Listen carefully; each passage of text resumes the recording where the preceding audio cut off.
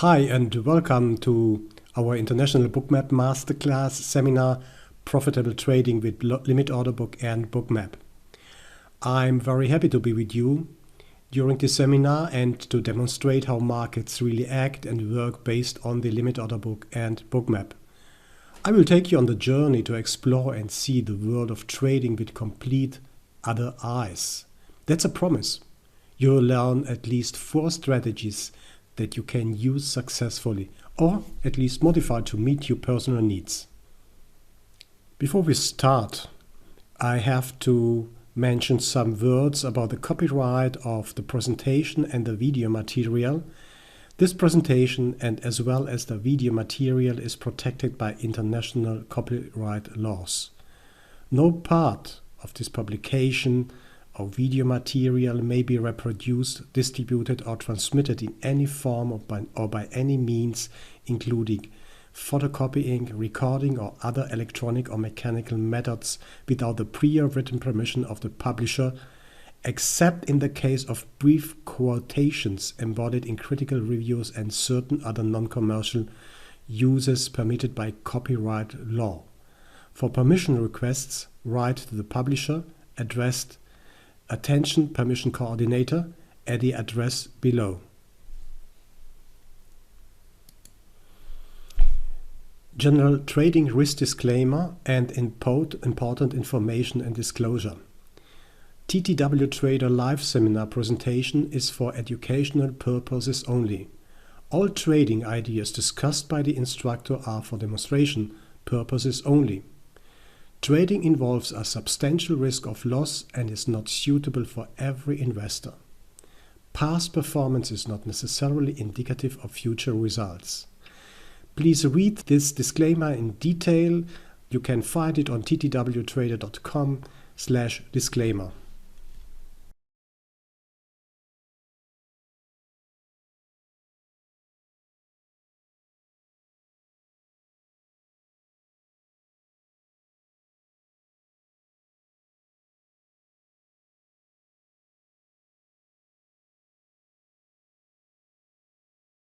I would like to start with a video before I continue with my presentation.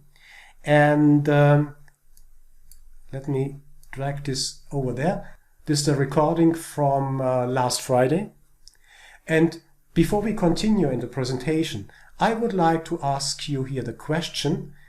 Let me extend this. I would like to ask you the question, or you should try to answer the question. Is this an area for buy? Excuse me, I will go a little bit back. The price will come down here to this area.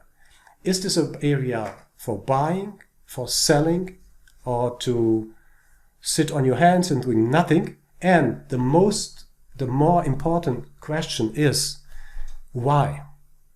So have a look at this area and answer the question buy, sell, or stay aside. And the most important part is why. Please give me a reason why you should act so. Please have a look around here. Again, price is coming towards this VWAP, but I don't believe the VWAP is important here. Walter, this is George. I would say this is a sell because if you look at the volume at 1530 versus the volume up here close to those highs between 1617 and 1630, the buyers are running out of steam. Okay, thank you. Bart wrote, in this situation, I'd hold off from a trade, no clear direction for me. Okay, let's go a little bit further here. I would sit on my hands or buy here. Okay. And why? Because now I see a large buying orders. Okay. Let's have a look here.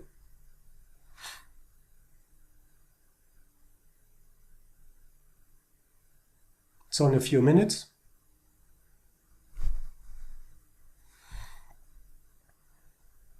I think the speed is 1, so I didn't accelerate this one. This recordings here.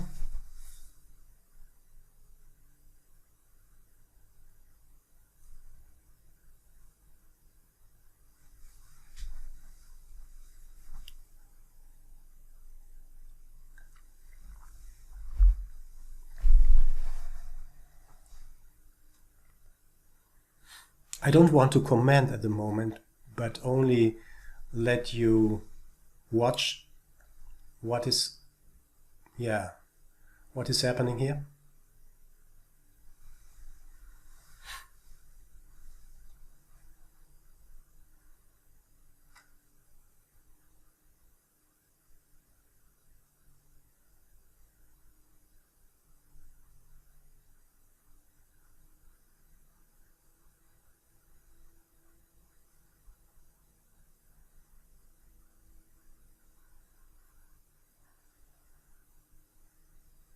Okay, great. So I would like to show you why this was a buy. And long before the buyers came really in and lifted the price to 31.10 and above. Maybe, I don't know whether you have, and we should talk about that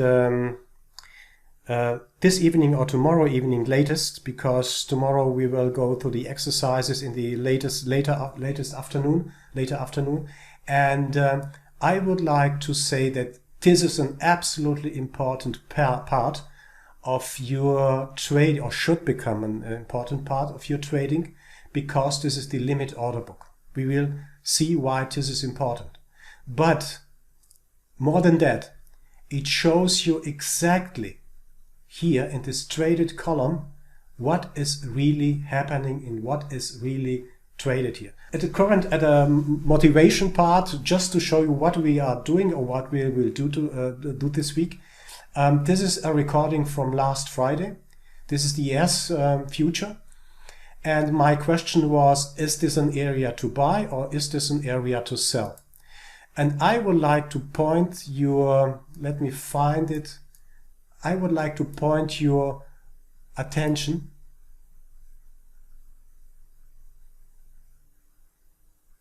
to following event. Give me a second to find it.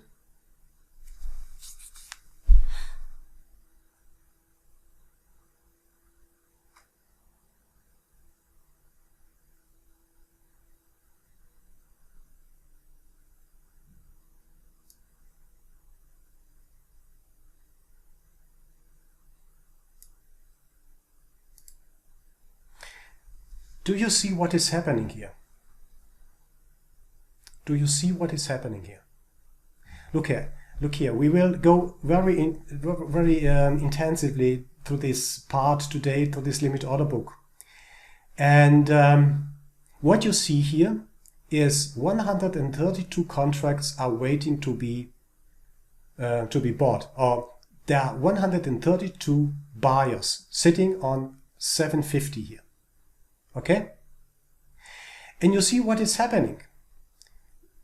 At 7.5 here, 3107.5, they sold 1013 contracts into 7.5.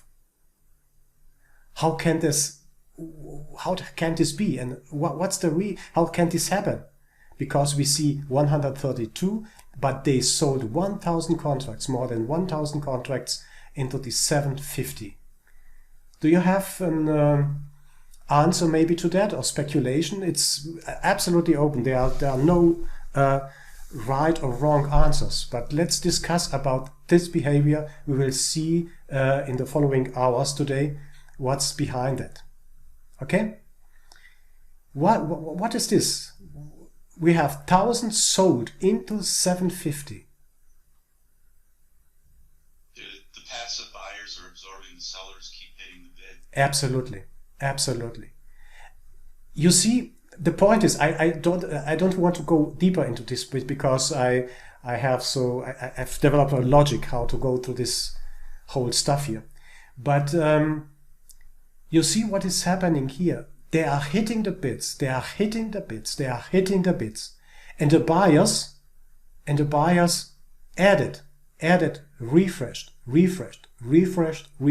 bought. That means if we see such numbers, such huge numbers on either the buy side here on the bid side or either ask side, it doesn't matter, then we know something is happening, something absolutely important is happening here.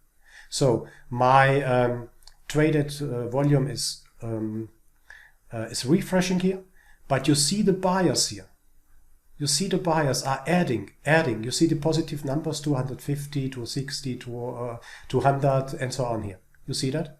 They are adding. They are selling into the bidders, into the buyers here, but they are resisting. They are resisting on this level. So the answer, if you look at the numerical part of the limit order book, which is extremely important, therefore it's not teaching and trying, I'm fighting, because a lot of people ignore this knowledge, but it is so important that it will help you in more than one situation every day to understand really who is pressing and who is leading, who is not leading. We will talk about stacking and pulling on both sides, of course. And if you look again, what happened then?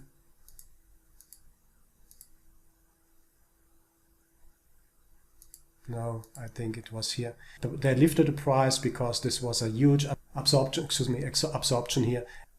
I hope you are a little bit impressed by that, because by the end of the week, we will work in the next days with limit order book and bookmap, the visualization part of the bookmap. And at the end of the week, you will see how these numbers can help you to decide or to see and to understand what is really happening in the market. It is really impressive, guys. It is really absolutely impressive to see that working. And my motivation for today, we will first start with the limit order book, and then continue with bookmap, so that we bring both worlds together. The goal of the seminar is to answer the questions: how do modern markets operate? Who is playing the game, like in this video here? What are their motivations? Sometimes we can answer, really, what are their motivations?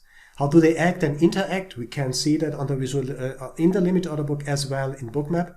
How does all this affect liquidity and volatility? This was the question of George. How do I profit from this knowledge? What strategies are the best for myself? I will show you several strategies.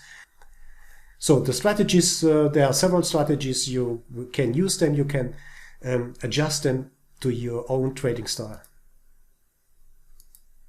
Good. This is the syllabus. That means we will start with the auction and the limit order book. Absolutely important to understand the basics of trading. Absolutely basic. It doesn't matter. It doesn't matter, colleagues. Either you are trading with apples, with orange, with wine, with hogs, with whatever you want to trade. The auction and the limit order book are always the same. This is always everywhere on this planet where we are living on. The auction is the two-sided auction, goes always the same way. It doesn't matter if you trade futures or if you trade, let's say, apples or orange juice or whatever.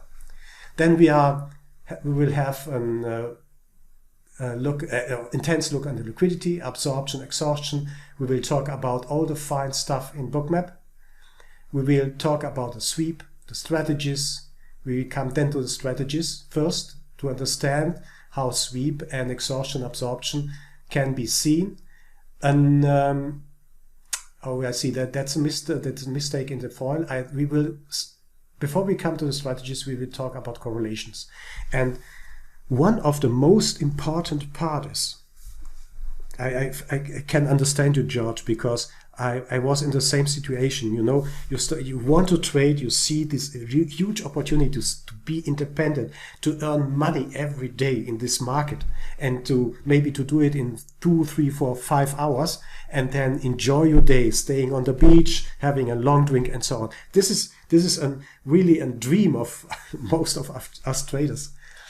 But it takes time, and the first part is when one starts to trade, then he is only concentrated on his instrument. Let it be ES, Tom, it can be NQ, CL, whatever instrument you have. So you are looking only at this instrument. But there are not much people in the trading who understand that you should have a broader look on your instrument, because everything, I believe personally, you mustn't follow me, but everything is connected. That means we are not isolated, as well as the markets are not isolated. So if you are looking at the ES, I will show you in the preparation section of the strategies how we can predict is a little bit too optimistic, how we can be prepared for the day when we look at the correlated markets, because they indicate very clearly nearly every day where the market is heading to. So we can't see the oil, for example, Tom, you mentioned oil, without the dollar index. We can't look at ES without have the look at the technicals and the Q and the share market, Microsoft, Amazon, what else? Apple, for example. All this is an important part in this correlation section. Then we will come to the strategies. I will have some words on sharp delta, and we will see Bookmap's advanced analysis tools like CVD, large lot tracker, iceberg detector, volume imbalance. At the end of the day, and the end of the seminar, we should, every one of you, I would like to encourage and motivate you to have the same setup in Bookmap like I have. So starting with a limit order book and the visual part of Bookmap, so that you can connect both worlds together. So we have, we humans have two parts of brain, the left and the right brain. So I think the left brain is for the numerical part and the right brain is for the visual part.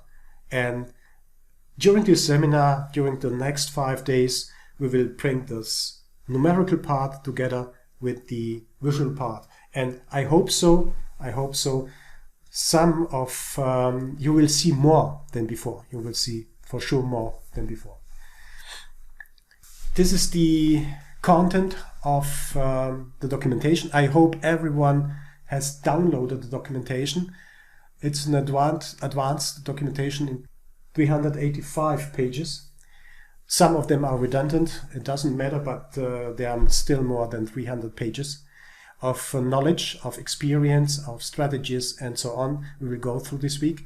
We will start with the auction, limit order book, market mechanics, liquidity, market terminology, visualization, strategies, understanding liquidity, sweep, trades, and pullbacks, then correlations, then trading preparation, execution summary. I have put a new chapter based on the experience in the live education room, sharp delta. VWAP is an important part, and we will go through the advanced analysis tools. We will talk very briefly about the data feed, option expiration, trading advice. I don't know, I don't believe it's necessary to go through, but it's I left it in this documentation. Every file will be uploaded by me in the Dropbox, so you have the link.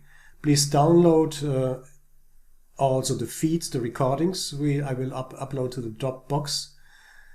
Please download it from Dropbox. If you have some issues to download, please let me know. Normally it should work. There are also, let me show you that.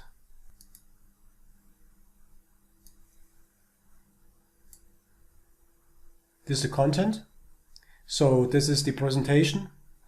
The BMCS file is the file you will need, or the rhythmic one here, this one, is when you want to, if you want to, and I would highly recommend, I can help you. I can access your PC if you want. Let's do that after the session in the evening, my time, to say after the session. You should set up your bookmap with only one click. I will show you how this works. It is really easy. Download the BMCS file, right click on your bookmap workspace, load this file, and it will become the same, or will get the same visual display like I have, with the limit order book and the visual part of bookmap. So it's really easy, it's simple. Just right click, choose file, or select this file where you have stored it, and say OK, and you will get the same display, same workspace, same limit order book like I have. Then if you want, I have put the cloud notes for your information, how to see how they are organized. There's a nice, it's a nice club. It's called Open Outcry. Open Outcry organization. It's not an organization. It's a club. It's for fun. So it's a funny. If you want to participate in the Open Outcry, which is a part of the auction, look at this material. Go to their sites. You will find out how auction really works. Then some displays, some videos here you can download, and I will put also the feed. The data feeds I'm recording today's session in ES, so that we can go through it tomorrow, starting from tomorrow, and you will find everything on Dropbox. Please go to ttwtrader.ecofin.co. We're using this room for internal discussions. We have an international room here.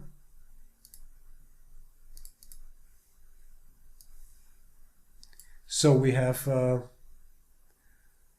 German floor and then international floor, and we have as well the signal room. I'm posting my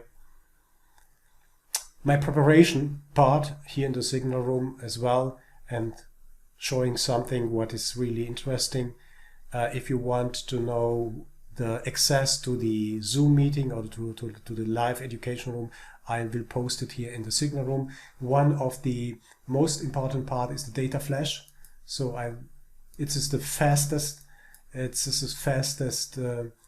announcement service I know. So use it if you are using Ecofin or this room. It's for free for you. So it's very nice, and all the latest headlines will be announced here in the data flash. I will close this everything. Video recordings will be available via Vimeo. Live education room is going to be like this one, Zoom with, and Skype for direct contact. If you have need to directly contact me, either use please Ecofin or use Skype to contact me. Okay. Let's start with the limit order book. Now we are coming to the Open Outcry, because we are not in a room together. We will play it virtually, so don't take it serious, but we will learn some important parts of a limit order book and how it works. From my point of view, as I said, it is imperative to understand the function of an order book or depth of market, also called depth of market dome, because it is the ground or base for everything what happens in every market. So let's start with the auction and the limit order book. Let's go very briefly about this chart here. We see the TT trader here on the left side from my side. Then we see the jigsaw trader, and we see also the bookmap. You know, in an auction, traders communicate their buying or selling desires to an auctioneer. who collects and records this information. This is extremely important to know. We will make an exercise, a very small and nice exercise here with an auction. I will be the auctioneer, and I said in an auction, you communicate your buying and selling to me as an auctioneer. Buyers are invited to post bids that state the maximum price at which they are willing to buy, while sellers are invited to post offers that state the minimum price at which they are willing to sell. When posting bids or offers, each trader enters into a firm commitment to trade if he wins the auction.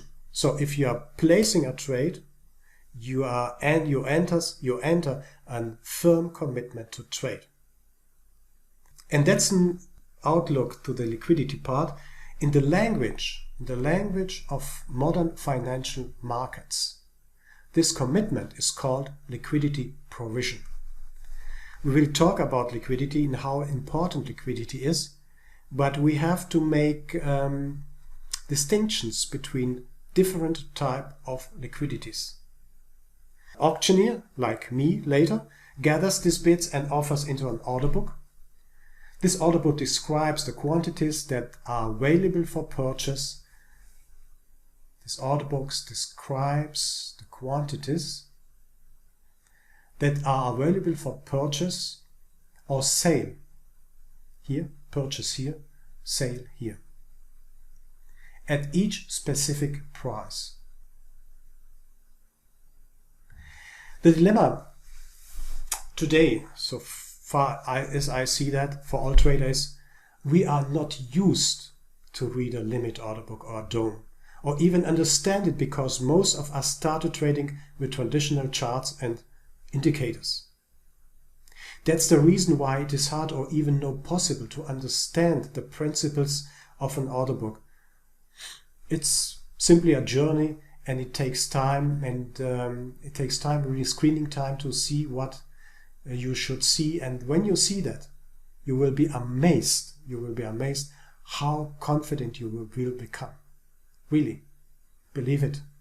It takes time. So also I would like to motivate you, be patient, take your time, use the screening time you need to understand what we talked about this week here, and use the time on your own when you are trading or when you are watching your markets.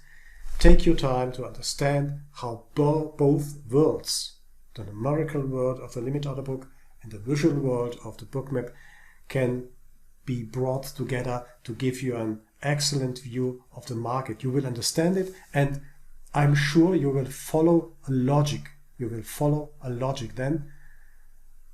The disadvantage of all this is, at least for myself, is you have to be patient.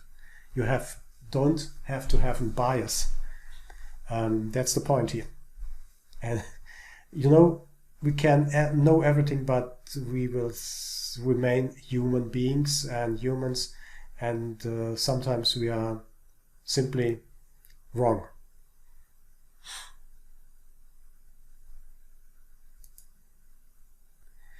Over time, markets have evolved away from appointing designated market makers. Today, most liquid markets, by that I mean including stocks, futures, and foreign exchanges, are electronic and adopt a so-called continuous time double action mechanism using a limit order book, in which a transaction occurs whenever a buyer and a seller agree on a price. I will show you that this is described also on cme.com very intensively. I will go through that during this week to show you how the CME describes this mechanism, the continuous time double auction mechanism. It's described extremely good on the CME side. Absolutely important to read, or at least important to know that there is something like a double auction mechanism and how it works. Limit order books require, and that's very obvious, neither a human auctioneer nor specially designed market maker to facilitate trade. Although we need liquidity to trade. Limit order books are updated in real time and are observable by all traders. Everyone who is interested in reading the limit order book has the access to and can do that. So everything is disclosed.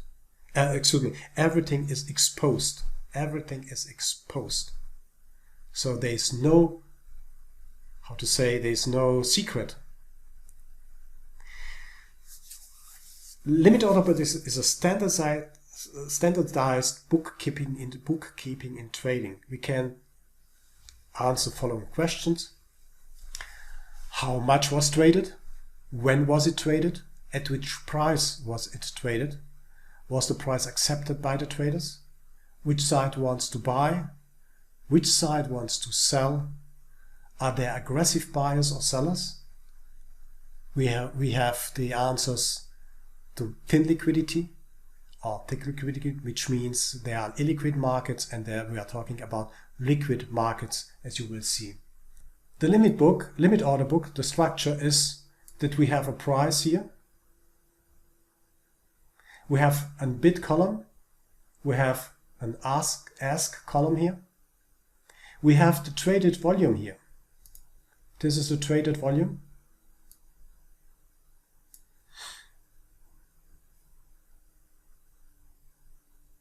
And these numbers are refreshed every time when buyers or sellers come in, or the aggressors. These are the aggressors here, when they enter the market and trade with either the buyers on this side or the sellers on this side. We have also the snapshot. Look here. We're talking about snapshot or delta volume, pulling and stacking of limit orders. That's both columns here. This indicates pulling and stacking, and as you can see, I've pointed out it several times, but we will go in depth. We will talk about it. You see how they are pulling, how they are pressing the price up at this moment, this specific moment here, and how the sellers are pressing the price down, how they're selling everything into the into the market, how they are stacking to the asks on this side. We have also some statistical information, like we have some statistical information like VWAP, absolutely important. We will talk about that. The point of control, also viewable and should be there. It doesn't hurt to have it on the chart, because both indicators are calculated in real time. There's nothing lagging like volume. You will see how volume important is, and the point of control and the VWAP. This additional statistical information. We have the volume profile here on the SVB side. You will see that. So this defines an excellent and great limit order book. Once you have this on your chart, you begin, and your brain starts to combine the numerical world of the limit order book with the visual part and the visual world of Bookmap. And you will see things when you combine both worlds that you have never seen before. Maybe you remember this fascinating movie Matrix 1, where, how's the name? Where, do you know the Matrix? Where Neo and the other guy, he showed him two pills, red and green, I can't remember, and he have to choose one pill. So you will get the right pill this week to see how both worlds are connected together.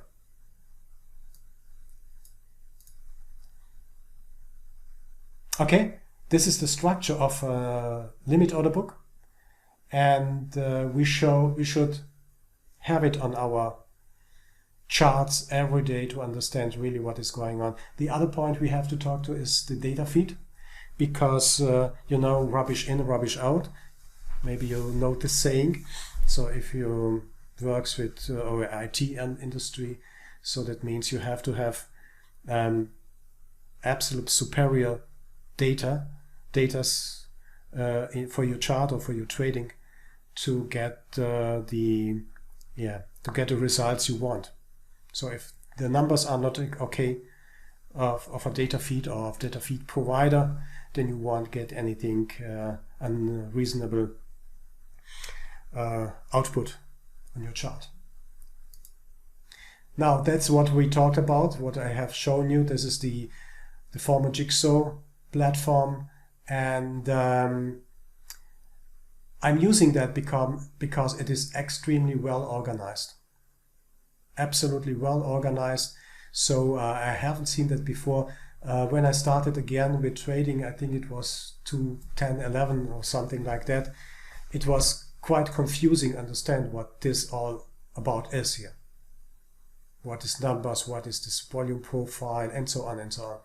It is extremely hard for one who is starting with a limit order book to understand what are these numbers about. So if it should be the first time you get in contact with this limit order book, if this is your first time, take your time. You will see the logic behind very, very early. So be patient and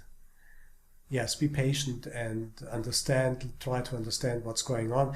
Again, very, very briefly, is if you compare both platforms, Jigsaw and Bookmap, it's absolutely organized, equally organized, let me say this. You have the price here, you have the depth of bid and depth of ask here.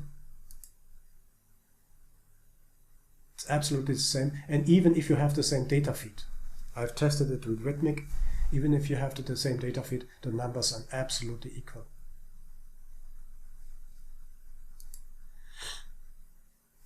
You have the best bid and the best offer, like here.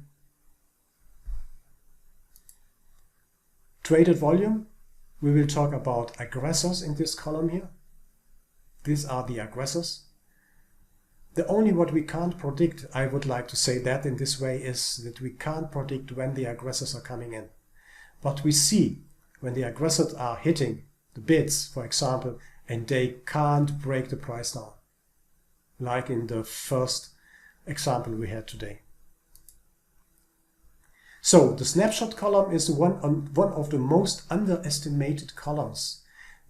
There are only few people, and by the way, in every seminar I'm showing that, is there are only few people who really understand and see why these columns, the snapshot columns here, or delta columns, are really helpful when it comes to trading, in the real trading. You will see that, use them, because it's really helpful to have them on the chart, in the limit order book. Most of the people ignore that, but I would recommend use it. It's a simple mechanism. It's only adding and subtracting. But because these numbers here are changes so fast, they are bought and then again stacking again. Also here. So they are refreshed so fast, it's impossible for us, for our eyes, to follow these numbers here and to see really what is happening. This gives an idea. This gives us an idea what is really happening at those levels here. You can use 5 levels, 1 level, 10 levels. I'm using simply 5 levels. That's my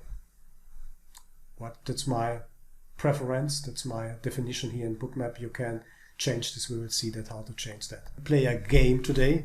Now to see what's really happening in the auction. I don't know how it will work out, but anyway, let's try it. It's simply fun. let's do a little bit action here based on the auction. In the live seminar, we have for every participant $2,000. That means it's how to say, play money, and everyone gets $2,000, and he has to buy or to sell in this game. I'm the auctioneer, I'm the market maker, so we will do a very, very simple auction, nothing special behind, but it might help us a little bit better to understand what a limit order book is, what an auction is. It's a little bit more complicated, so if you want to go deeper into this one, visit the Open Outcry Club.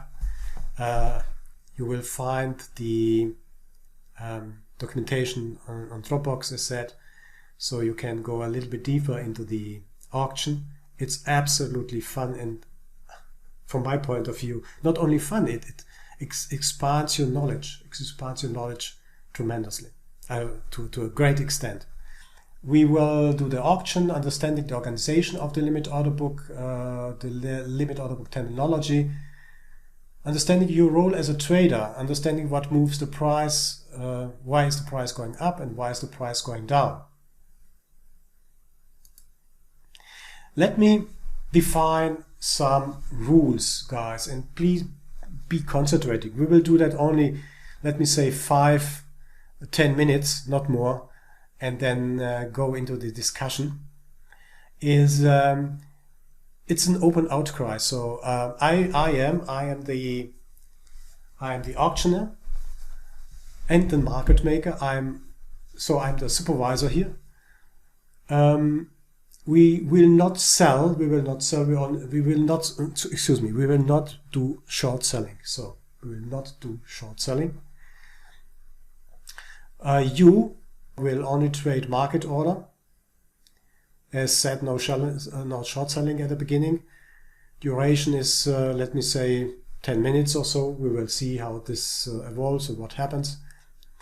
At the end of the auction, you have to be flat, and I must be paid. So anyway, if you are in profit or if you are not in profit, I must be paid, or at least I'm the broker and the auctioneer. I want to be paid for that.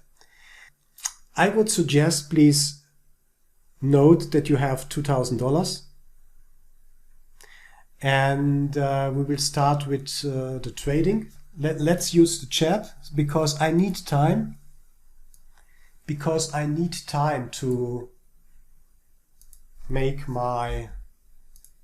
calculate and to update the limit order book. I will guide you, and if you have yes, this is the price. Look here, like in the limit order book. I will adjust the price in a moment because this is the last one I had here. This is the price, and you have $2,000 to trade.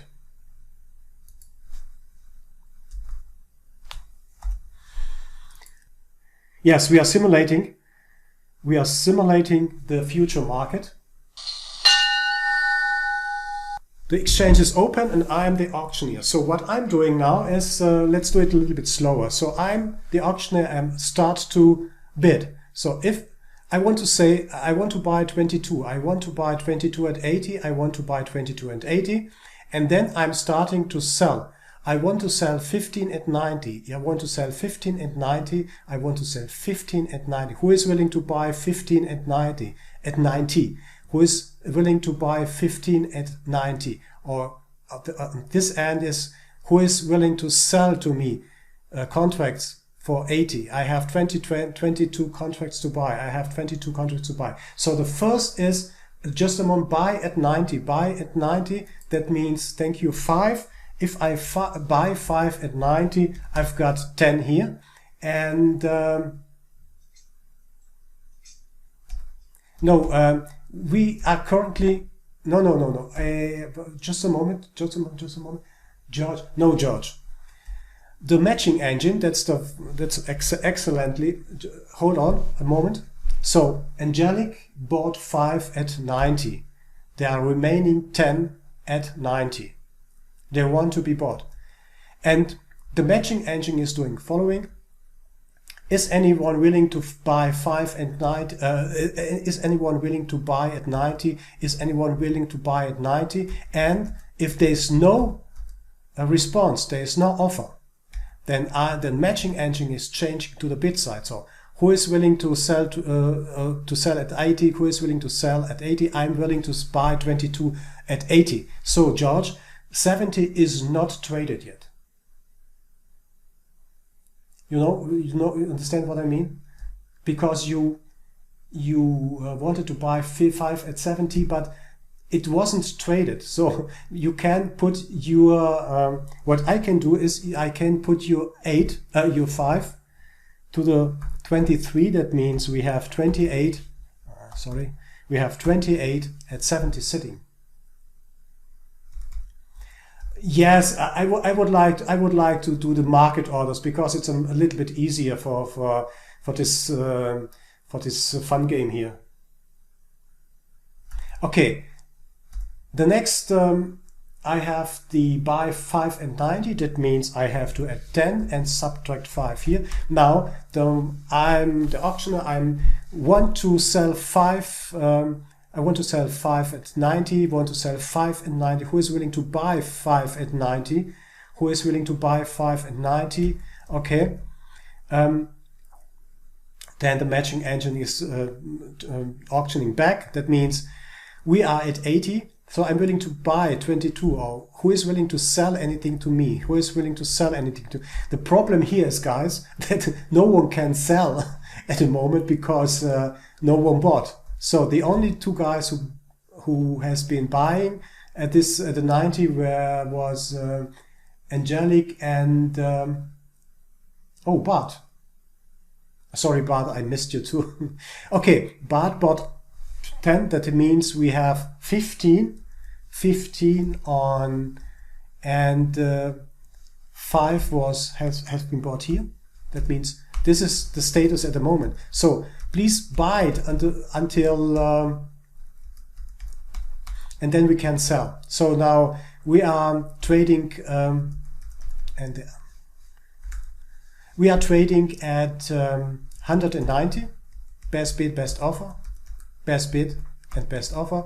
Who is willing to buy 8? Thank you, Bart. So that means we traded 13. We have 0. We have to lift the price. And maybe you are noticing what is happening here on the bid side. So we are trading now 23 at 110. Who is willing to buy 23 at 110? Who is willing to buy 23? Angelic is buying 5 at 110. And Tom is buying 23 at Tom. Now, one point we are learning here now is that the first one was Angelic and the second one was Tom. That means, like in live trading, we have a queue. We have a queue, and it depends on the position in this queue whether you will get a fill or whether you won't get a fill. Now, let's take this 23 from Tom. He bought everything, but what's happened here is that Tom gets only 80, and he gets 5 of this 32. That means 27. That means Tom was filled because no one wants to sell at this level.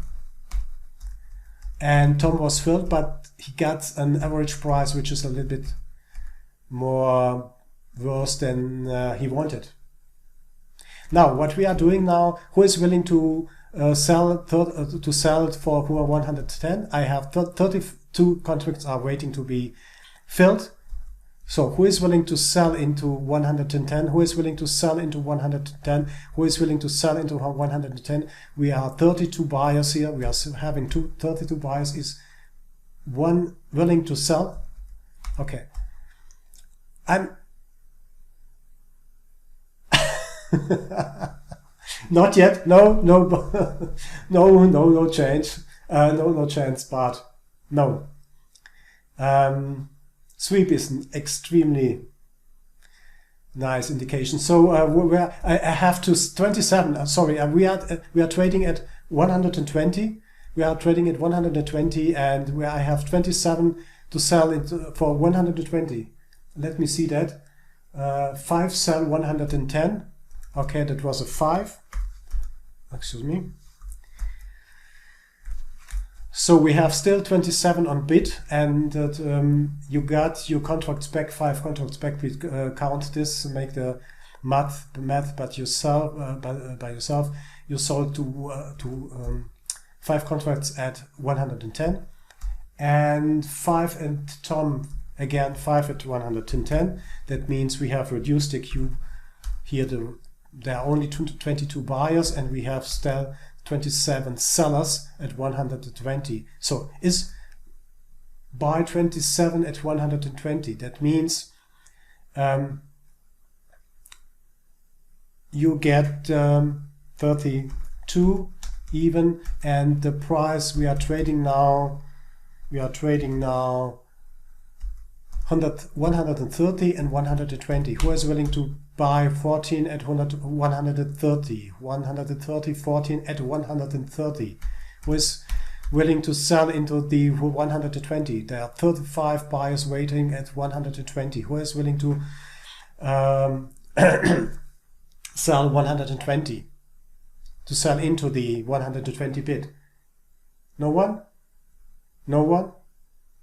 Last call. Is anyone willing to trade 130 or 120? No one?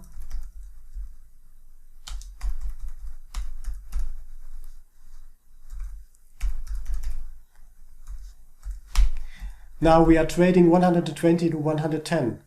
Is one ready to buy 33 contracts at 120? I'm selling 32 contracts into 120. It's a little bit 32 at 120 and 18 at 110. 18 at 110. 10 at 120. That means 22 left. 22 left. Again, 32 at 120, 22.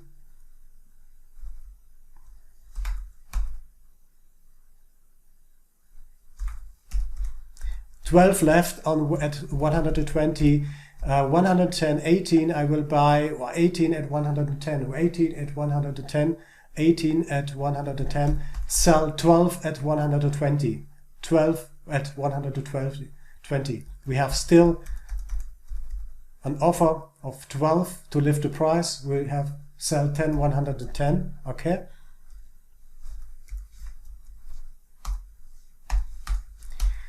Now the situation we have, I want to buy 8 at 110, 8 at 110, and 8 at 110, and let me place this one here. Oh, no, sorry, better. 8 at 110, and I'm selling 12 at 120, 12 at 120, 20, 12 at 120, 12 at 100. No bid, nothing. Then buy 12 at 120. That was the latest call.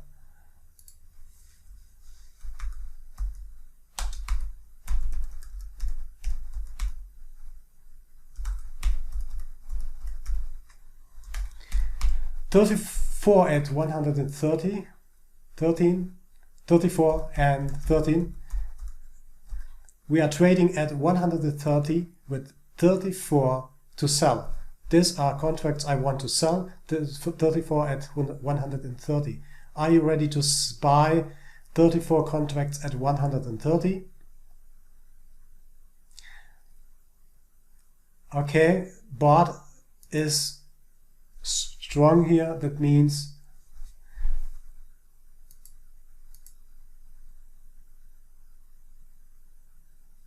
120 at 100. So excuse me.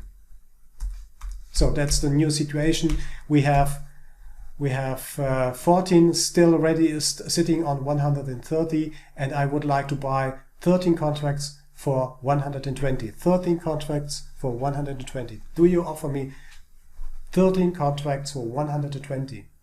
120, and is one willing to buy 14 and 130? No one? Last call.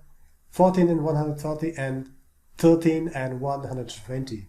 Why I'm choosing these hard numbers? Okay, if no one is bidding here, if no one is bidding, then the auction machine, the auction algorithm is auctioning down. Is auctioning down. That means the price comes down. If no one is interested to trade this 130 level here, then the matching algorithm, the auction engine is trading down and trying to find new buyers. That means we are trading 32 at 120, 32 at 120, and I would like to buy 8 at 110. Does someone offer me 8 at 110? At 8 at 110? 8 110? 32 at 120? Buy 5 at 120? Okay.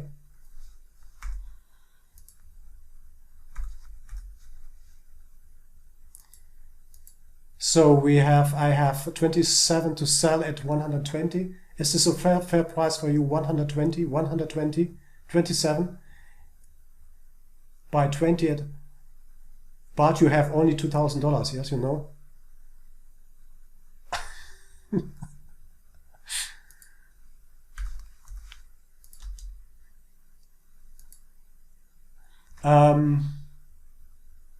Okay, so we lifted the price again, and now look what happens here on the bid side. So we are trading 130 and 120, 14 at 113. Is one willing to buy 14 contracts for 130, and I'm willing to buy at a lower price 120, 16 contracts here at 120, and I'm selling 14 for 130. So is anyone willing to trade with me either on buy or offer side? I'm offering 14 130 and 16 120. No? Last call. Would you like to trade this one? Sell 10 at 120. Come on. Bart was the first one. That means we have 10 and 6. Angelic was the second one.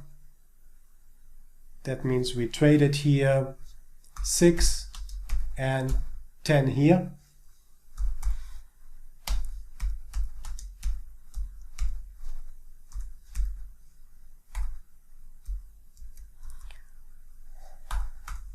You see what happened here. It's nearly real time what you are experiencing here. Is that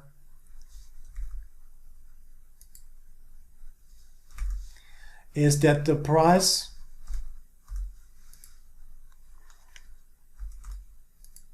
is not the price that who was it? And Bart and Angelic sweep the book.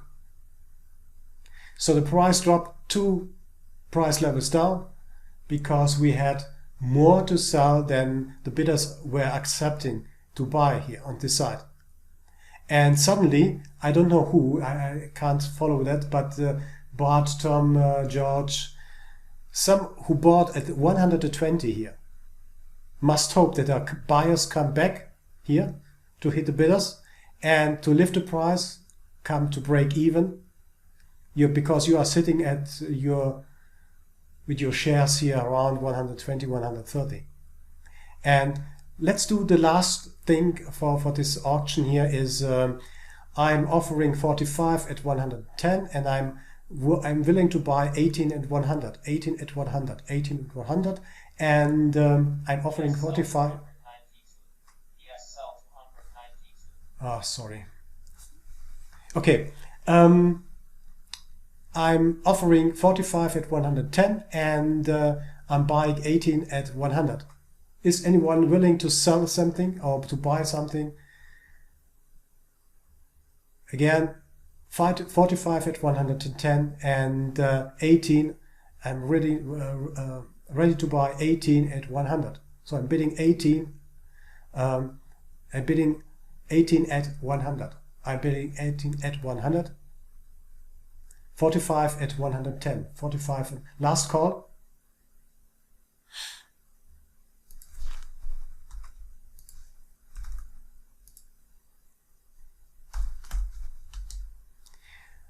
Next level we are trading is 190 because there was no interest in this trading this level.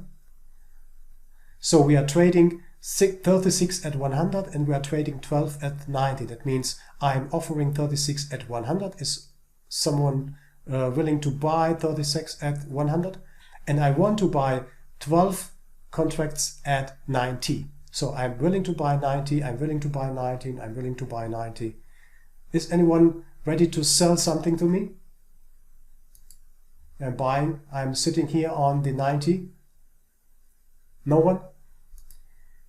Last call. I'm ready. Oh, what was this? This was a little bit too fast for me. George, buy 18 at 100. 18, that means 18. What's wrong here? 18 at 100. Bart buys 10 at 100. Yeah, I will process your 20s at 100 because this is a good example. So we delete everything here and we have remaining, what was it? 36. So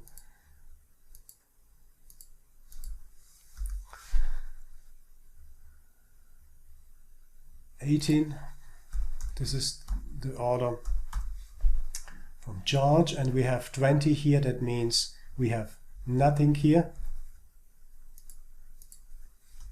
We have 36 here and 2 trading 43 here.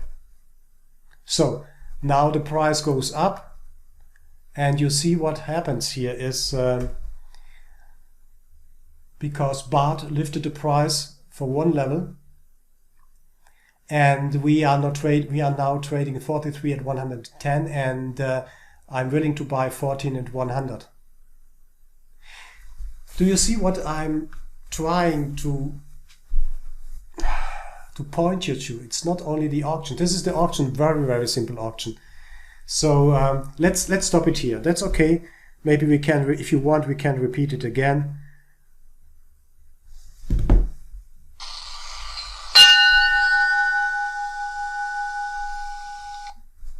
Great. Okay, the market is closed. The session is closed. The last traded price was 100. This is our closed price for this session here. And if you have noticed your buys and sells, you can see what the result is. So who bought here at 120 is still sitting on the 120. Either you hold it overnight and hoping that the price is going up here tomorrow so that you can sell your contracts, or if you are unlucky, in an overnight session they will hit this weak bid side, this really weak bid side, and bring the price down, further down. So you are in big trouble here with your 120 and 130 positions. Question so far? What was your feeling?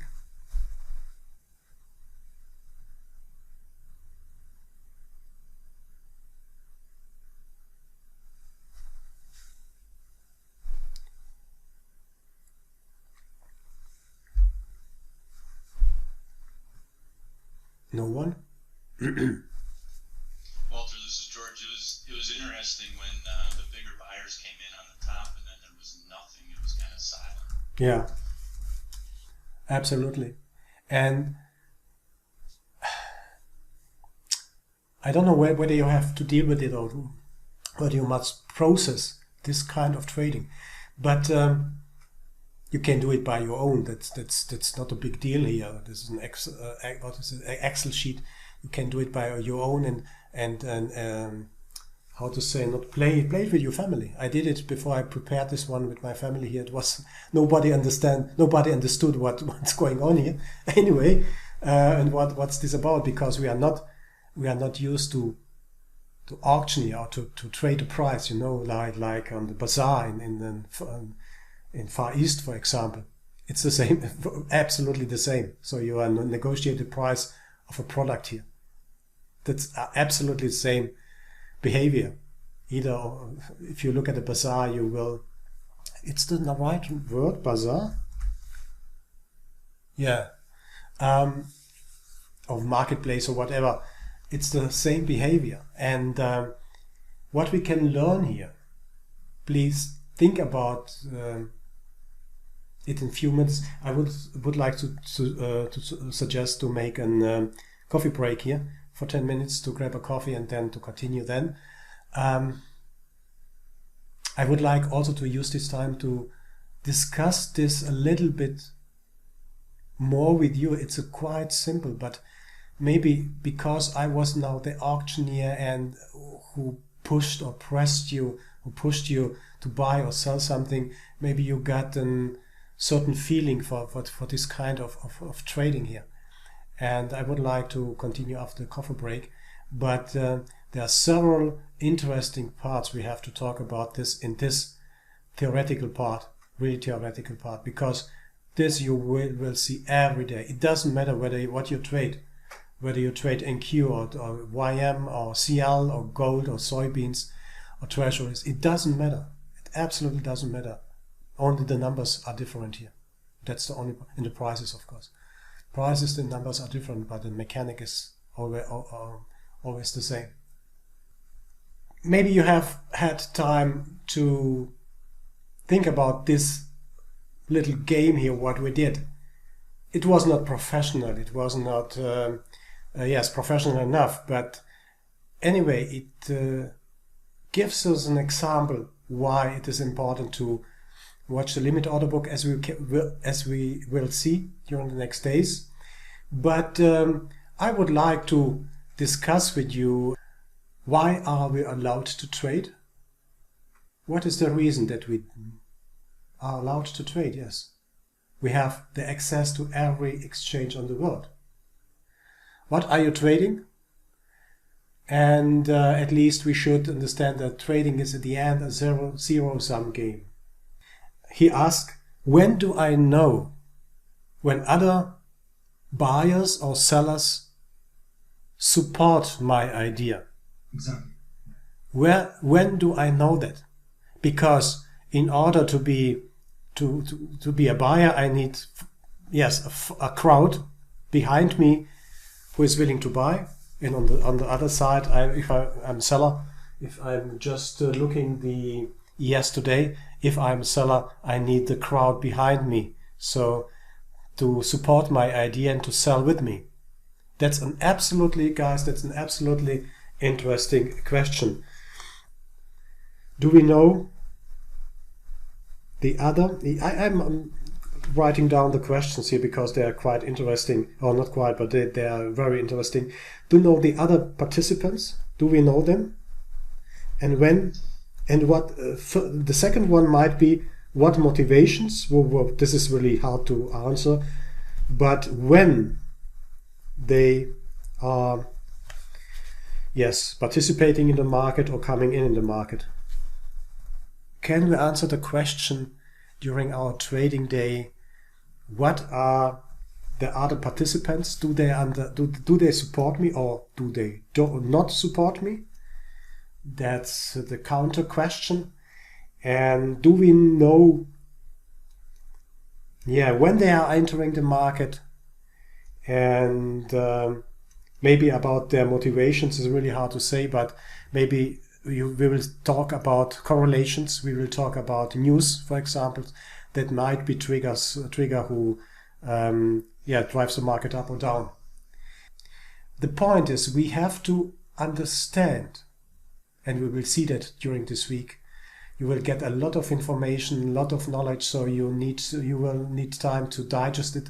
But we see in the book, for example, a so-called book imbalance.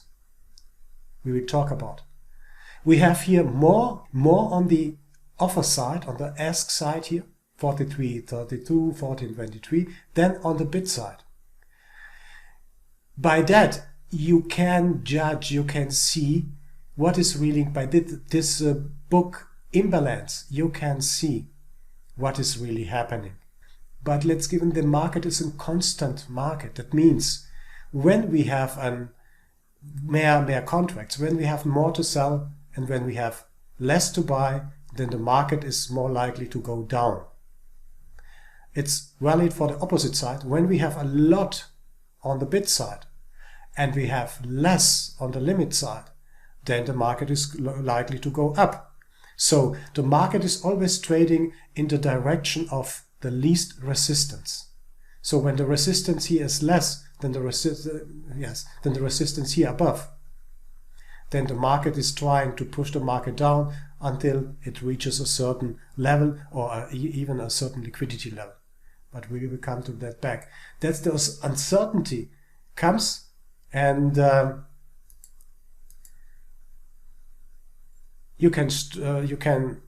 stressing it again. This uncertainty comes when you don't see what is really happening here, because you are only concentrating maybe on a candle chart, let's say on another chart, on a footprint, or even on the book map here. You are concentrating here on the bubbles, but you really don't see what is here, what is happening on the numeric side of the limit order book. So I would like to again stress again and motivate you. Let's start this week at least with this setup here.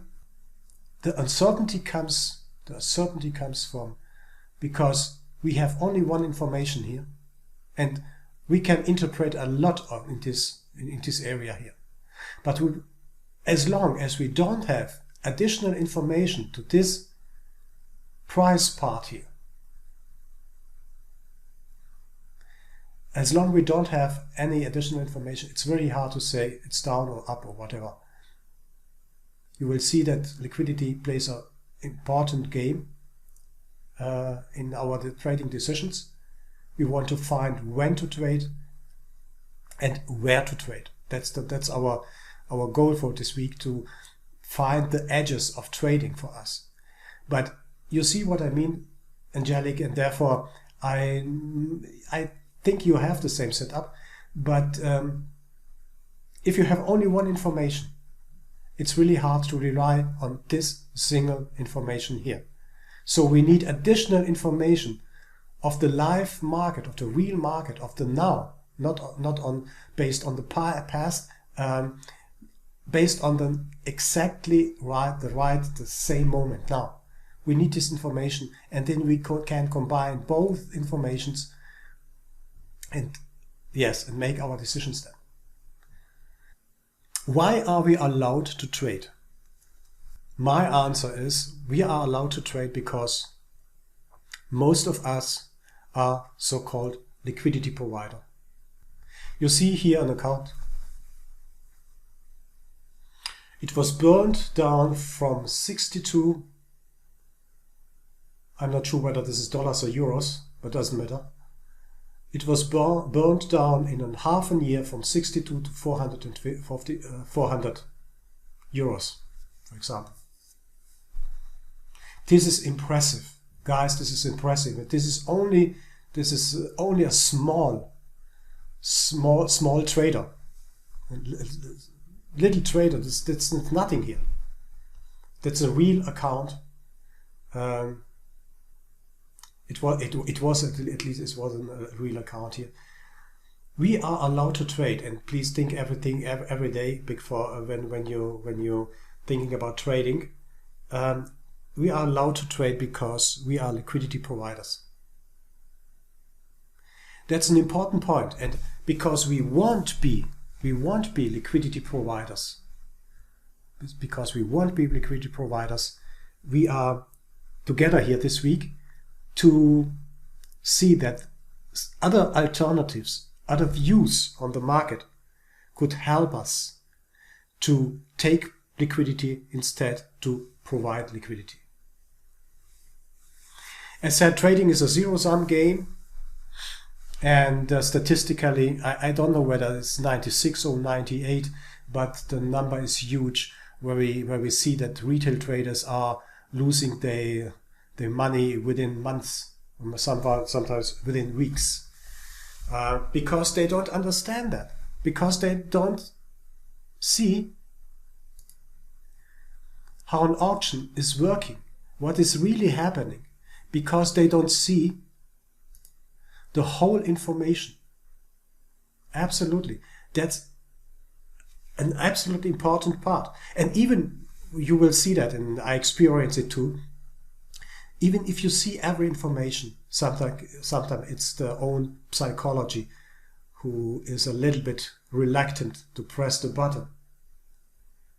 This is another part of the education we have to go through, but we are talking in this week only about the mechanic, the market mechanic, and the strategies around. And that's the reason, guys. We want to be winner and not losers. So let's go briefly to the limit order book. Let's sum it up what we have learned, and this is the foundation of the next days. The limit order book is the foundation of the next days, and we have to understand what is really going on in the limit order book. For those of you who are really new to this kind of information, it will take some time, but you will, after this seminar, will be very, very quickly in the position to understand what's behind. A limit order book. The limit order, it's very clear what it is. It is a fixed order. It is the wish to trade at a limit price. A limit order may be executed very quickly if it corresponds to the best bid offer price. A limit order may take a long time if the market price moves away from the requested price. The requested price is too far, and the limit order at the higher levels can be cancelled. That means, very simply, if you are trading, I think one of you bought 130, 120 here, and suddenly price dropped down because this level was vulnerable, or yes, more vulnerable than this level here. And then you are sitting, maybe you're placing also a limit order here and waiting until you will get hit, for example. That means if the price moves down, someone or you or whoever who is trading limit order side, you are sitting here and waiting, and the price moves, never touch this level here. So either you have to cancel it, or you wait until you get a match. This is a limit. A limit order book is very briefly say bookkeeping for every single trade. Limit order book terminology.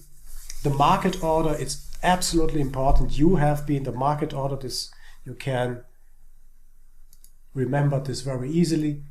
You have been the market orders here. We played only one direction here, just to see how this whole mechanic works. Traders can put a market order, that for a buy order or sell order. The first shares will be traded at the ask price or the best price. The remaining ones will be traded some ticks upper in order to fill the order size. The ask price is then modified accordingly. That's what we did here, very slowly to calculate the traded numbers. But it's okay to do this now and then, so to understand the whole mechanic. When either the bid or ask queue is depleted by market orders or cancellations, the price is updated up or down to the next level of the order book. And this up and down depends on the matching engine. That's a program. So it's a programmed, yes, as an algorithm at the CME. If there is no bid at this level, for example, there's no bid, and suddenly one hits the bid here, then they are traded here. And when they eat every 14, for example, then the price follows down or goes down. Cancellation. Trader can put a cancellation of X orders in a given queue reduced by the size. Let me show you again where we are here. Now we are talking about that. So when either the bid or ask queue is depleted by market orders and cancellations, the price moves up or down to the next level of the order book. So to answer your question, George, again, if we are talking about cancellations, then we are talking about cancellations on bid or ask. Cancellations are a part of the strategy. Given you are, yeah. Is there a way, Walter, to see that happen?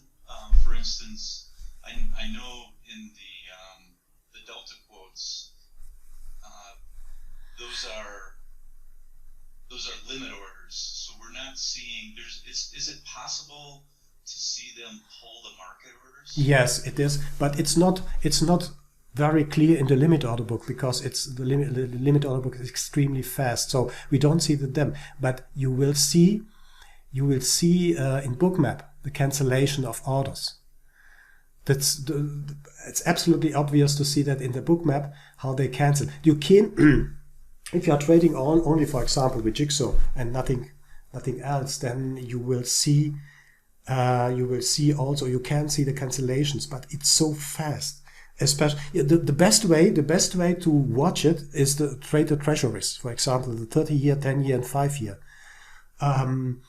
Then you can sit in front of your Jigsaw trader or Bookmap, for example, better one Bookmap, and watch the numbers. You can go for coffee and then come back, and then you will see they have bought or they haven't bought anything. So if you want really to learn and to see cancellations of liquidity in the order book, then I recommend to go to the treasuries. You will see that you have enough time to understand what's going on there.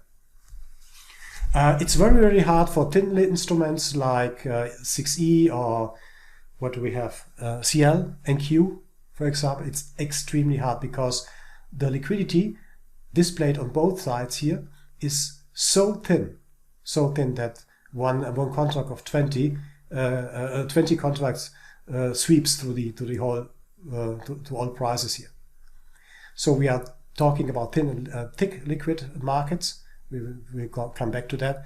But cancellations is depleted by market orders and cancellations. That means it was a simple one, but whilst you are trading with this guy here, some other guy might cancel the numbers from 43 and down. And therefore, we have the quotes delta. We have the quotes delta here to get a clue what the market is doing right about here. Okay.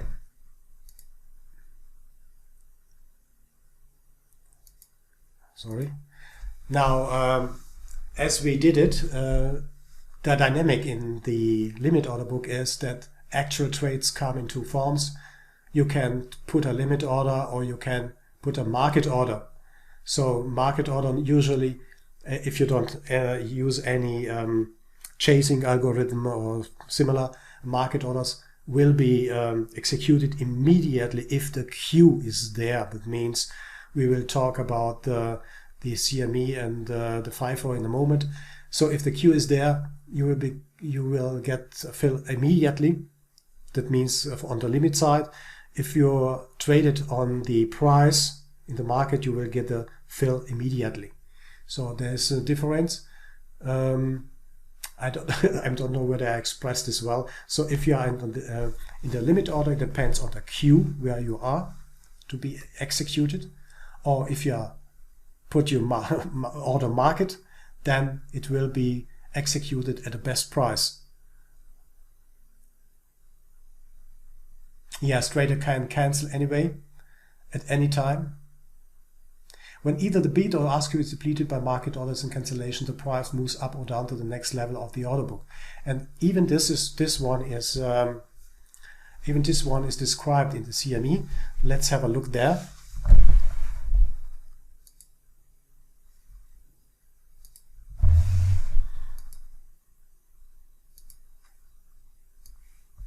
Okay, so this is the page.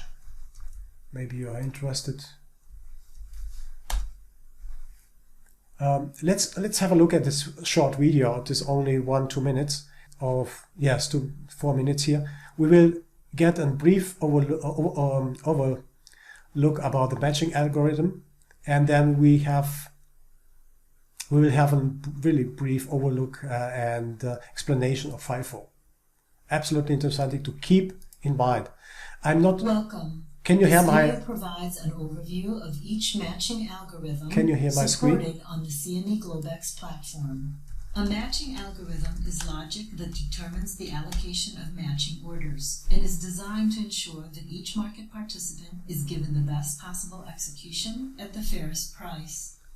This video includes a description and example of each of the following matching algorithms: FIFO, or first in, first out; FIFO with LMM, or lead market maker; pro rata; configurable; threshold pro rata with LMM; and allocation.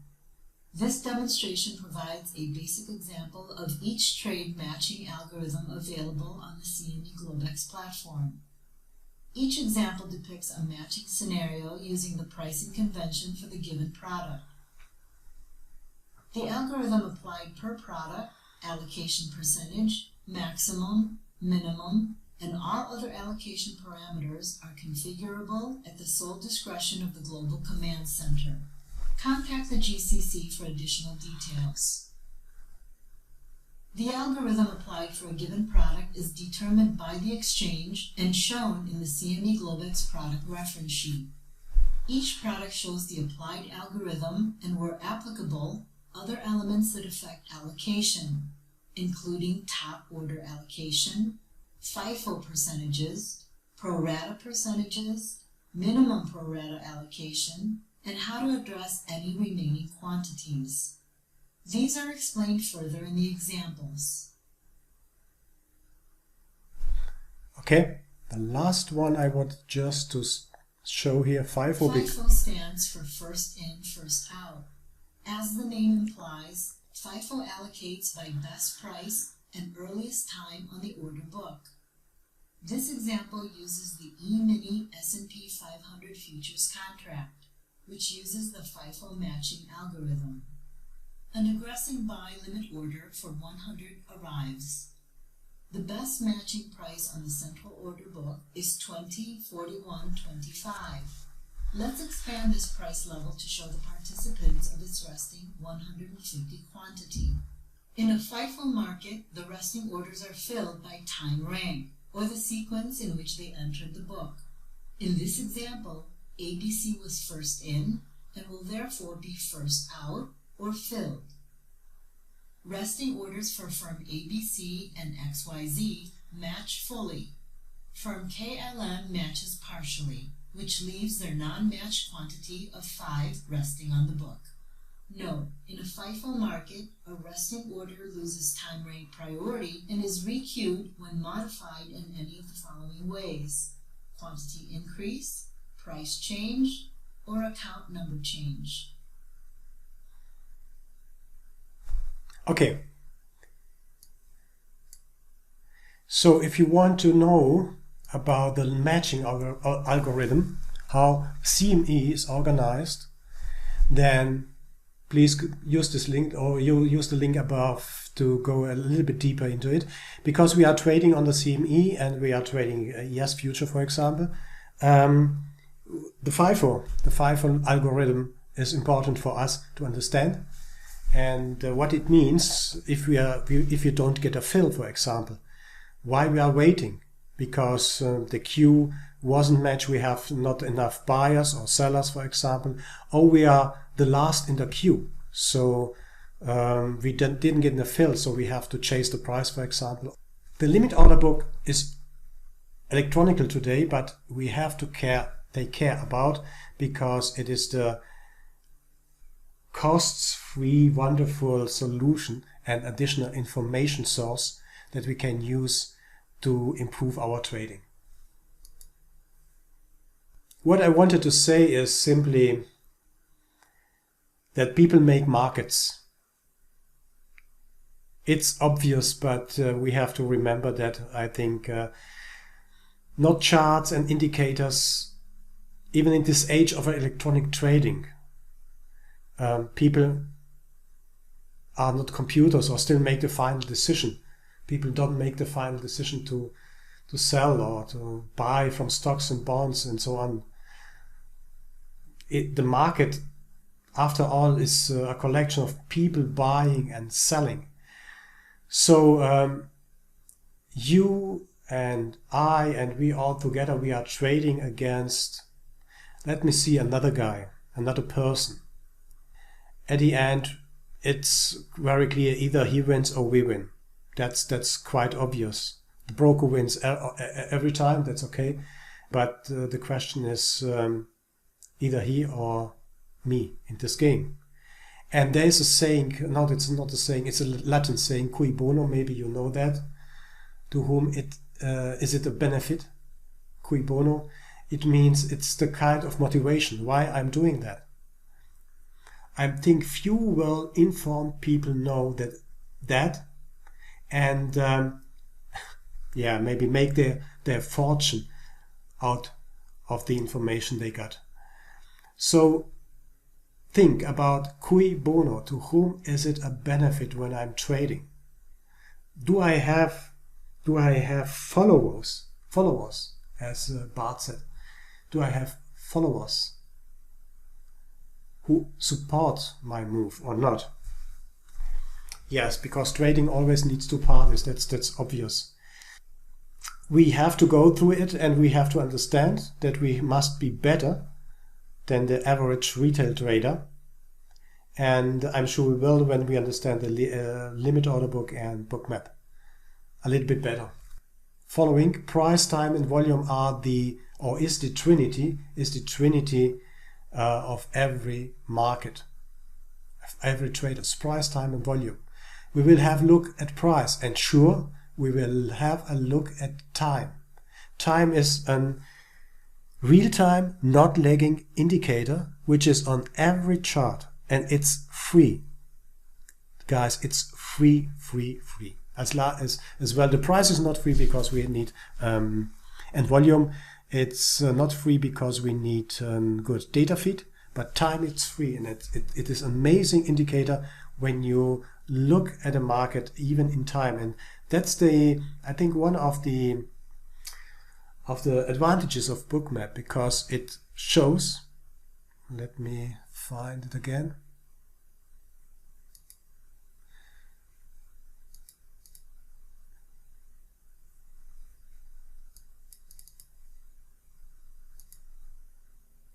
It shows the time, we don't have any, it shows how the market evolves, developed over the time here.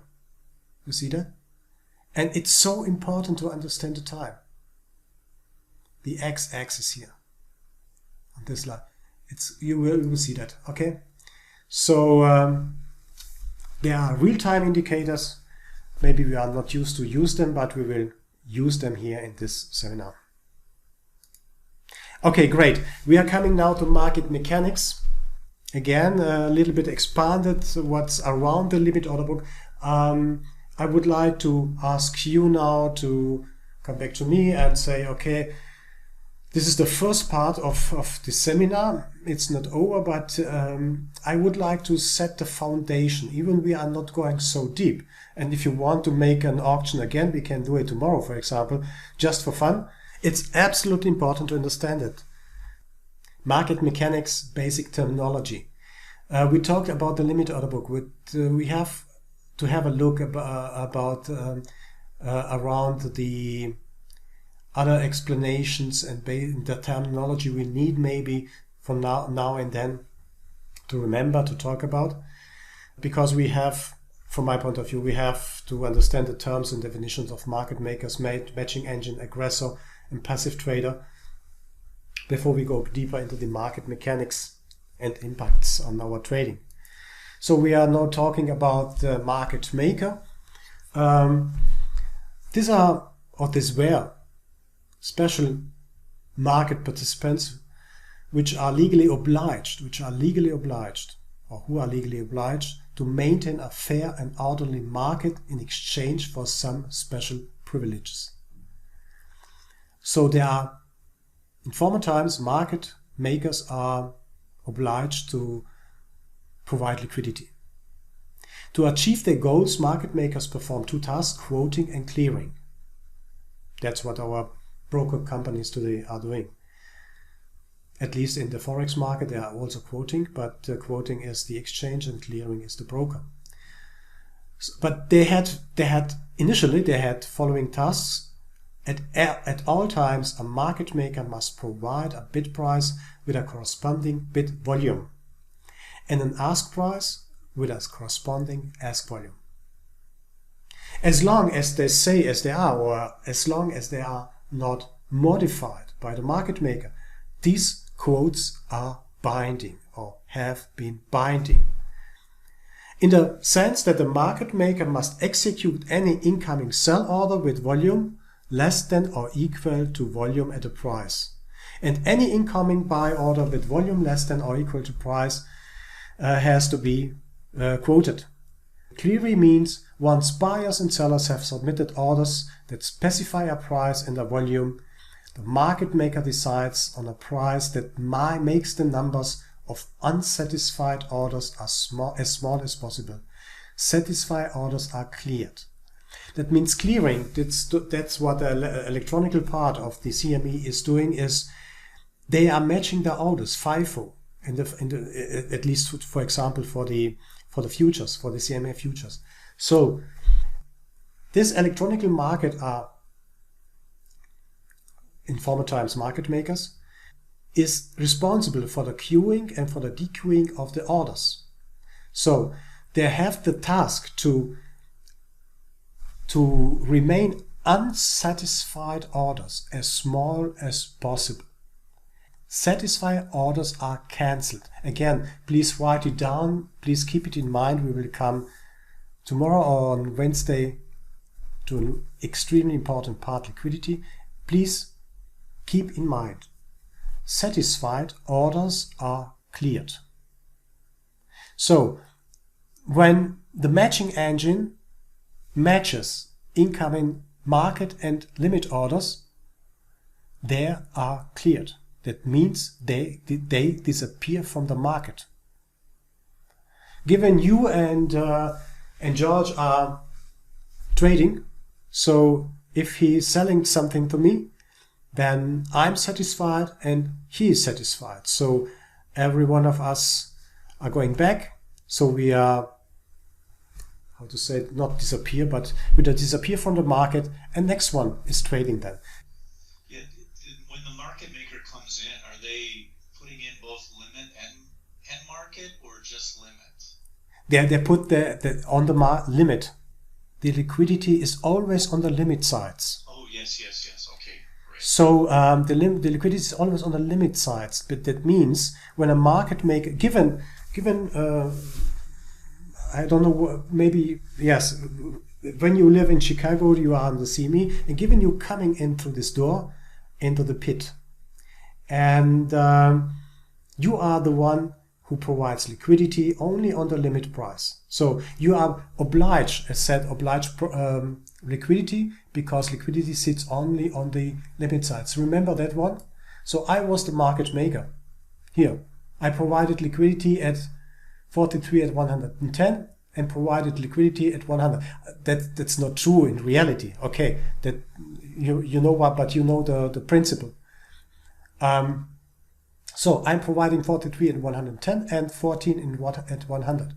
That's my task. I have some privileges. about trading, I'm participating, and I have no costs, and so on and so on and so on. But I have to provide this liquidity, and that means market maker are always providing market liquidity.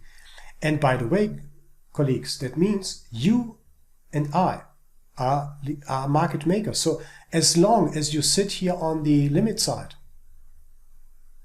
with your contracts, you are liquidity provider. You are market maker.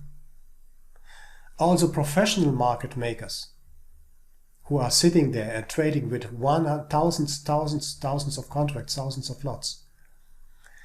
They have risk too. They may be hit in the wrong moment, and they are losing money.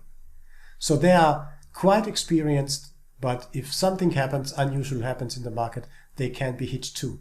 So they have also not only quoting or clearing, but they also have also vulnerable, you know, they can lose money too. Yes, the market maker quotes play the role of signaling a sensible price to the whole market, and thereby help other market participants to coordinate around a reasonable price.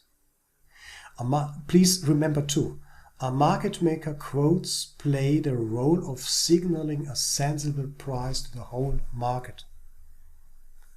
Again, let's take our example here. I'm signaling by adding to the ask or adding to the bid side. I'm signaling what I intend to do. So, you know, what I'm aiming at the moment is following. What I'm aiming at the moment is to say that are signaling here on both sides, ask and bid, signaling ask and bid, what they intend to do. They don't know, and that's the risk of trading, what is happening here in the market arena here. Who is coming by? Who is walking by this one and wants to trade him? That's the risk. Therefore, you have to be extremely fast. Sometimes. Market makers' quotes play the role of signaling a sensible price to the whole market. They are doing it by liquidity, for example. They want to be hit here at 160, for example. Or they want to be hit here. Or they want to push the price up. Or they want to push the price down like I did here. You look here, 43 is still. You need 43 contracts. And here you need only 14 contracts. That makes perfect sense to me now, Walter. As you said here, there's more liquidity to the top, less to the bottom. So in essence, the market makers are saying that price is maybe overbought. Yes. It's up here. Yeah, absolutely. Okay. And let's compare this one again with this one. Let's watch this one here. So the market makers, look here, look at this one here. Come on. Here, for example, this area. I mean, we don't have market makers like on the pit. So you can be a market maker here, but you know, to consume 1,000 contracts here, to consume 1,000 contracts at 750 here, it takes a lot. I suppose that's not us here. We five are nothing here, not so big for the market, but given there's a big institution behind, let's say there's an institution behind this one. They have, you remember this Latin word or Latin saying, cui bono? Cui bono, to whom is it a concern? What they wanted here? Why are they buying 750? Why did they consume everything on 750 here? What is the reason for them? Should I go against them? This power here, when I recognize it, when I know it? Or should I go with them? That's the point. So you can be a market maker. You are, or we are, a liquidity provider every time we place a contract here on the limit side, given you are not trading market, given you are trading limit. When we position one here, or put one here, then this date will be updated to 59 here, this example, for example. And we are waiting to be hit at 575 here. So either we are going limit here, then if we put one contract to the 975, then this goes up to 278. You will see your contract maybe in the queue on the last position, but you will see that here. You will see your contract here trading or sitting on 975. So that is important to know. We will stress it again. We can see it here. We see something unusual happened here.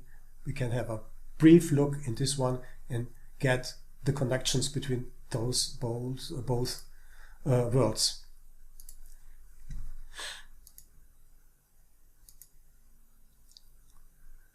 Market makers are called liquidity providers. Other traders are called liquidity takers. It's simple but important to know.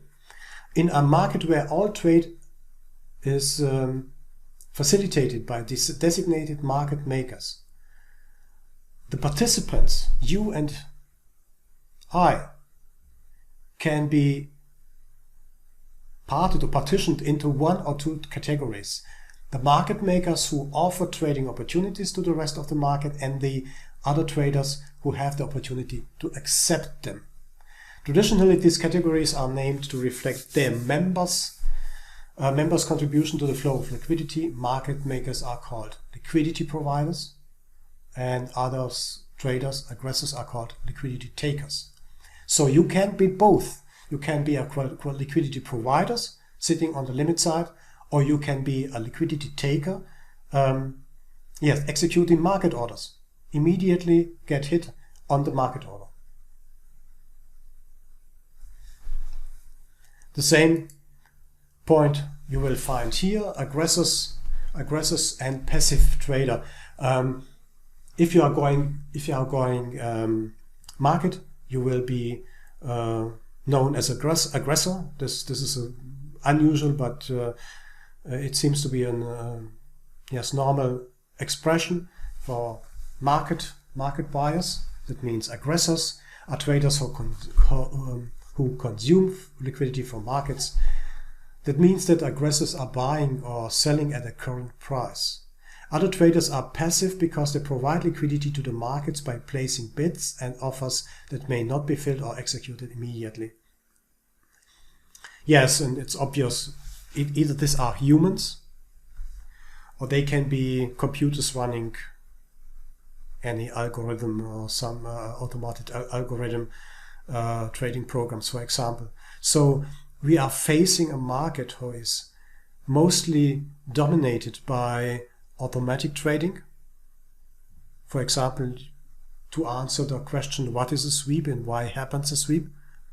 What leaves a sweep behind? Absolutely important question we will discuss later in 2 or 3 days. So the aggressors are responsible for volatility. What is happening here when volatility comes up? Not the limit. Limit traders are responsible for the volatility because they are sitting there leaning back and waiting. That's the picture they are painting to me.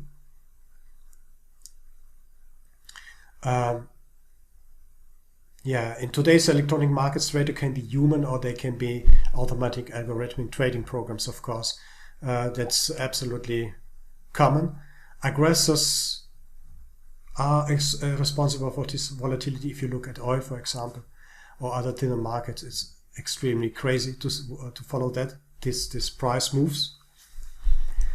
Yes, they can move the price up and down as they want, as they really want. One presses the button and oil explodes up and down. You can't look so fast. One interesting point is here following. If there is no volatility in the market, there is no interest in trading. You remember the time factor? Absolutely. It means nothing. It costs nothing, but it means a lot.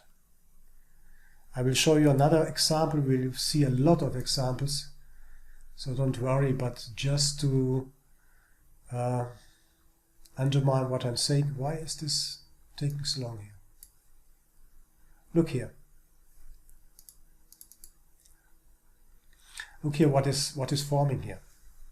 What I want to say. There's a lot, I don't know how long. Look here, this long. This long. There's no volatility here.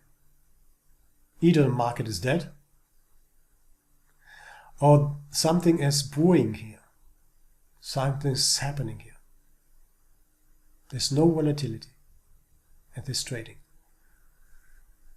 Don't want to explain it a little bit further, but anyway. So if there's no volatility in the market, there's no interest in trading. If there's enough or high volatility, then be sure that there are aggressors who chase the price up and down. This will be our daily observation. If there is no volatility in the market, lean back, go for a walk, do sport or whatever you want to do. It happens during the night sometimes, also during the day, when the market is waiting for information, for example. It can last 2, 3, 4 hours, no problem with ES. If there's enough or high volatility, then be sure that the aggressors, the active traders, will chase the price up and down. It depends on the liquidity on both sides. If this is a thin market or thick market, there are differences. So it depends really on the market. If the price is jumping like crazy, see oil and other thin instruments, or if it takes some time to evolve and show what is really happening there. Okay, aggressive, passive traders. One point I would like to discuss with you and then show you, maybe you're also thinking about that, is following. We are talking about uninformed and informed trader, and extremely important. You will hopefully understand on Friday why you are an uninformed trader. Because most attempts at explaining why market participants trade distinguish between two different types of activity. For example, informed traders are attributed to sophisticated traders with information about the future price of an asset, which these traders buy or sell or eke out of profit.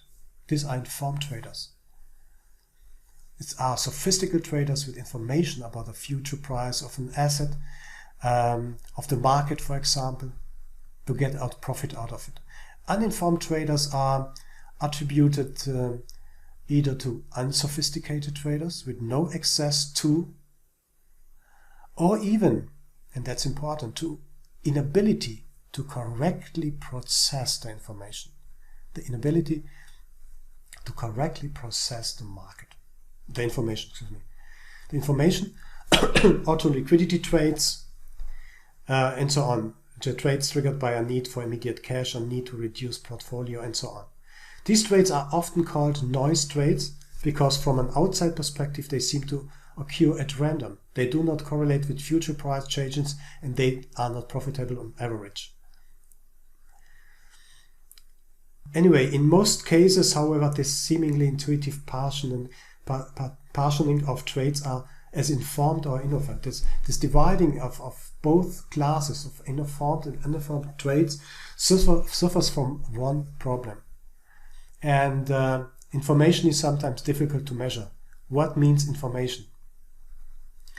What I want to say with that is that there is a difference between to be informed, not only what the asset is, what the market is, how the market trades, or to be uninformed, to leave it or to put the responsibility to the chart, to the indicator, to the automatic strategy, whatever. Really, the situation today is, as I see, that a lot of people, and that's what when I've quoted Kahneman is saying, we are relying on easy to digest information. We are relied to get, to understand, to see really, really easy to digest information. We live in a complex world, and in trading, it's really common to be feeded by trading rooms, by others who is telling us what the indicator is saying, up or down or whatever, doesn't matter. That's the difference between informed and uninformed trader. We want to be informed about the market, about the information we're getting. Therefore, I suggested to have a look at the data center or data center app on the Ecofin. You will be informed in a second when something happens, and there are certainly other services around trading who feed you with needed and important information. The matching engine or the auctioneer, we have seen that in our video before, enables electronic trading based on defined fixed rules. That's the matching engine. Matches two parties which want to trade. Matching engine is always fair. There's no human behind. And we talked about FIFO, first in, first out. The other you can see when you're following this site. Put a site also in the chat. The matching will have every time to do with a matching engine. Without the matching engine, nothing rules, nothing happens.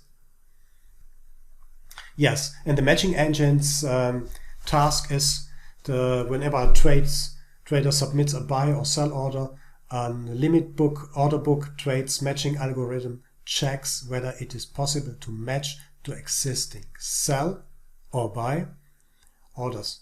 If so, the matching occurs immediately and the relevant traders perform a trade for the agreed amount at the agreed price.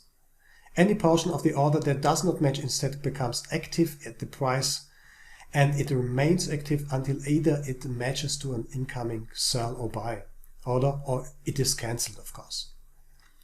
Cancellation usually occurs when the owner of an order no longer wishes to offer a trade at a stated price. That's the cancellation we talked about a little bit earlier about the cancellation. So a matching engine always match two parties. If you are buying or if you are selling, you have to have a counterpart. Either this is a colleague from I don't know, China or Europe, or this is another one. You don't never know who is behind that, but you are trading with an engine or maybe even with people. So the matching engine, we will see and talk about that very intensively because it is absolutely important to understand what a matching engine is doing. Let's show how it works. It's easy to understand how it works. There are 12 contracts. One is bought and one is sold into these 15 contracts. These are the organization is, this is the best, green is best bid and red is best offer.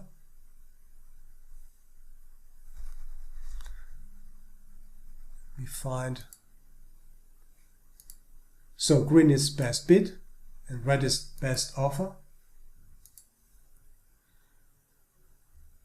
And the contracts are indicated either by numbers or you will see in Bookmap like bullets here or dots. And you will see in the limit order book exactly what is traded. That's the expression in Bookmap. You know that that's the best offer and that's the best bid. And when you are going zoom totally in, when you zoom totally in, it is absolutely interesting to see what is really trading at what price, or which price, and what is exactly amount the volume. It's not, I didn't present it here, but when you go on the dot, you will see the traded volume, and you will see when it is traded. So we are talking about time, volume, and price.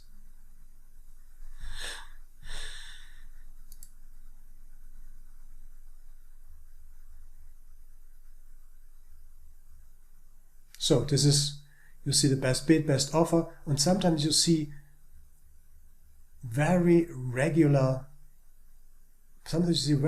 dots. You see sometimes an algorithm is firing here to bring the price up. So for theoretical discussion, this view is extremely helpful and good to know what's behind. But this is the visualization of the limit order book here. This is the same what you see here, absolutely the same. Only the presentation is totally different. I have a little bit fun for you.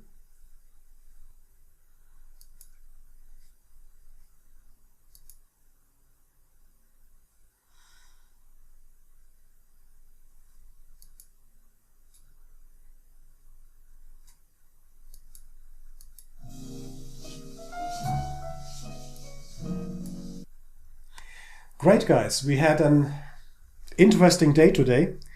I would like to go back to the part 1 and part 2, the auction, the limit order book, the expressions and the terminology we need to understand really what is going on here, what is happening here. We have to understand what this is about, how to bring these worlds together, the visual world with a numerical world.